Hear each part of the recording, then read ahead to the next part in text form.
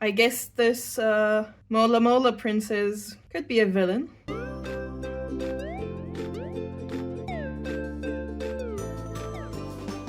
Hello everyone! Today I'll be drawing another mermaid, since it's still Mer May going on. And I think I really should draw more mermaids. Also, the little gimmick that I'm adding today will be highlighters.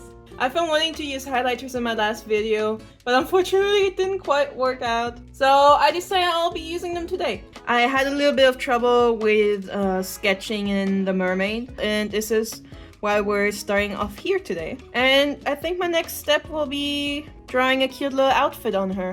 Mermaids probably don't really need much clothing, but also, why not? Oh, maybe she can have like a tiny little shrimp sitting on her finger. I think that could be cute. Also give her some really big ears and a little more of an alien-ish nose, just so she looks more like a fantasy creature. I also imagine she wouldn't have a human skin tone, but instead something more out there. I wanted to give her bangs, but I think she would actually look cute if she just had like unintentional baby hairs floating around. And that means her hair would have to be pulled back. Oh, maybe I can give her those like hair cones, kind of like what Abby in the new Monster High series has. Because I've been seeing similar hairstyles to that quite a bit lately. Alright, I think she looks really cute, but we have a lot going on over here and still kind of a bit of an empty corner over there. So I might just quickly Google for some sort of cute little fish and draw that in the corner just to kind of fill it in. Alright, so I decided to draw a not so aesthetic fish. I'm gonna draw a young Mola Mola. Because I mean the adults are massive, but the eggs they lay are tiny, so there has to be a stage when the fish are still pretty small. Also, the reason I chose this fish is because 2 weeks ago when I drew a Pokemon video, I got to draw the Alola Mola, the Pokemon version of this fish, and it frustrated me a little bit because I had to put a suit on it. So I just want to build up some nice memories to associate with this fish. It looks so derpy. I think I'm gonna accessorize it a little. Might give it a little crown.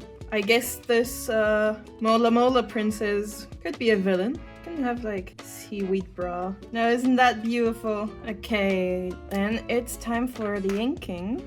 Just the other day I started playing Pokemon Sword and Shield again. Which, by the way, best Pokemon currently out there, fight me, I don't care. But because I've been playing Pokemon and I've actually been drawing quite a few Pokemon as well, I thought about for this video to draw Pokemon as mermaids, as in Pokemon that are not fish, that don't already have a fish there or are already a mermaid like Primarina, but more like drawing Electabuzz as a mermaid. I thought that could be really funny and goofy, but also maybe that idea is a little too out there. I do want to try working on making more shorts, so I might actually still draw some mermaid Pokemon, but just as some very short, like 30-second to 1-minute videos. Probably just as some very simple speed paints. Also, why does this fish look like it has lips? That just kind of adds to the uncanny valley that is already going on there. Does it take forever to draw pearls? Exactly for this reason, I have a brush on my digital art programs, but of course that does not work when I'm drawing in my sketchbook. Although I've seen that there are these kind of like stamp pens that you can roll and then they create cute little patterned lines.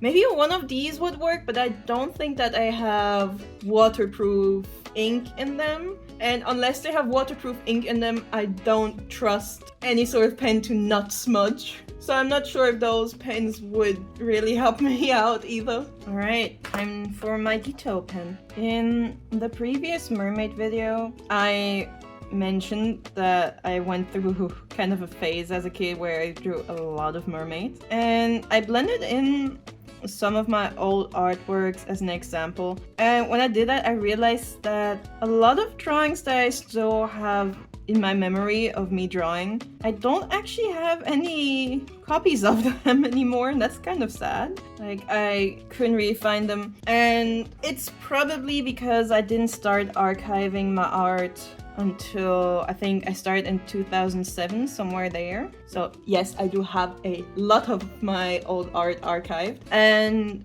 I just think it's a really important thing to, well, have archives of pretty much everything really, but having archives of your own personal projects, it's such a fun thing. And also it works as not just like a personal project kind of thing, but in a way you're also archiving trends of the time. And what I'm really trying to say here is, if you create anything, whether it's art or writing music or I don't know, clay sculptures, whatever, please archive them.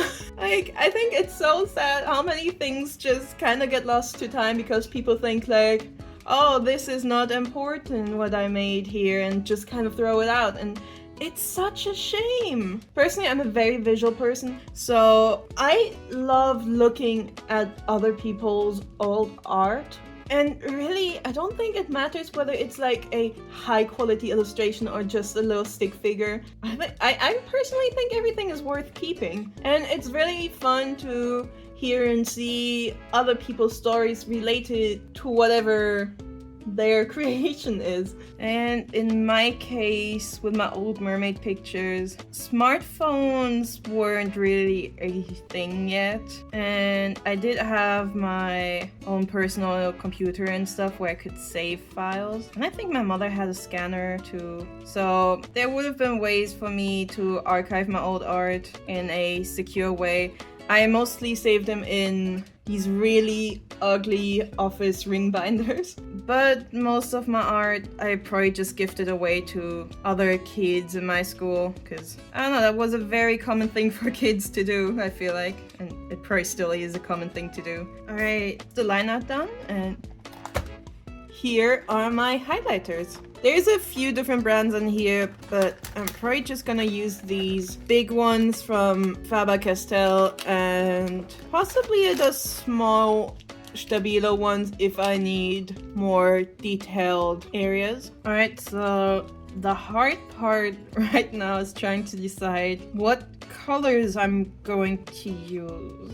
I kind of see her wearing a neon pink dress, but maybe I'll make the dress green and then her fin pink. So the small Stabilo pens, I bought those in 2018, I believe. So they're pretty old, but these Faber-Castell highlighters, I kind of nicked them from my mother. So they're probably much older than 2018. And they also feel like it. Now, they're not dried up by any means, but the ink immediately soaks into the paper way too much. And they're also not quite as bright and neon-like. Because these pens are so old, the tips of them are already very soft and slightly, just a little bit starting to disintegrate, so I don't really feel bad for just hammering the tip onto the page like this, because it's already soft. There's no really making it worse than it already is. Alright, so I am going to make her tail pink, and I'm gonna use this reddish pink to color in her skin, and the orange for her hair, which means her dress is gonna be green after all. But actually maybe it could be kind of cute so she somewhat color matches with the fish friend. I swatched these pens before I started the video just to make sure that they're still working because they're all pretty old. And I did notice that the Faber-Castell and the Stabilo orange are quite different. So I tried to use both of them in her hair just to kind of add some sort of highlights. But now that I have them straight next to each other, while swatching I didn't realize just how dull the Faber-Castell one is compared to the Stabilo orange. Like, in comparison, it barely even looks like a highlighter. Although I'm pretty sure that might just have to do with the old age. Since there's also a little bit of difference in the tone with the two green highlighters that I have, I used the small Stabilo one to color in these 2 or 4, however you want to see it, layers. And I'm gonna color in the rest in the Faber-Castell one, just to add a little bit more variety to her dress. Also, in hindsight, I should have done the same with her tail, but I did not think about that when I colored it in. It is really hard to try and draw details with this big chiseled tip. I finished coloring in the Neon Mermaid, and I think she looks stunning, but I also feel like this picture is still missing something. I'll do the black background. I have decided. She can be a deep sea mermaid. Alright, it took a while, but the background is all black now.